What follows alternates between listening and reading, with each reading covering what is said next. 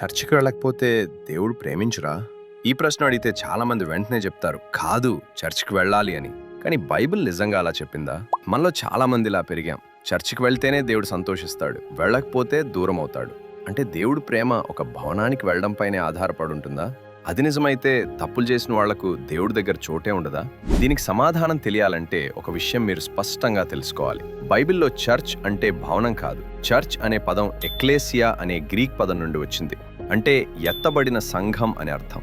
దేవుణ్ణి ఆరాధించే స్థలాన్ని మాత్రమే దేవాలయం అని పిలిచారు. అంటే దేవుణ్ణి ఆరాధించడానికి ఉన్న ఒక స్థలం. అది అవసరమే, పవిత్రమైనదే. కానీ దేవుడు ఆ స్థలానికి మాత్రమే పరిమితుడా అంటే కాదు. 1 కొరింథీయులకు 3వ అధ్యాయం 16వ వచనంలో మీరు దేవుని ఆలయమని మీకు తెలియదా అని అంటాడు. యేసు జీవితాన్ని చూడండి. ఆయన ఎక్కువ సమయం ఆలయంలో ఉన్న వాళ్లతో కాదు, పాపులని పిలువబడిన వాళ్లతో గడిపాడు. జక్కయ్య ఆలయంలో లేడు, కానీ యేసు అతని ఇంటికే వెళ్ళాడు. యేసు చెప్పాడు, 4 గోడలతో కట్టిన దేవాలయాలను కాకుండా హృదయమనే దేవాలయాలను నిర్మించుకోండి అని. చర్చికి వెళ్ళడం తప్పు కాదు, అది అవసరమే. కానీ దేవుడి ప్రేమ మన హాజరుపై ఆధారపడి ఉంటే అది ప్రేమ కాదు, వ్యాపారం అవుతుంది. అందుకే గోడలతో నిర్మించిన దేవాలయాలను కాకుండా హృదయంలోనే దేవాలయాలను నిర్మించుకుందాం. దీనికి మీ అభిప్రాయం ఏంటి? కామెంట్స్లో చెప్పండి.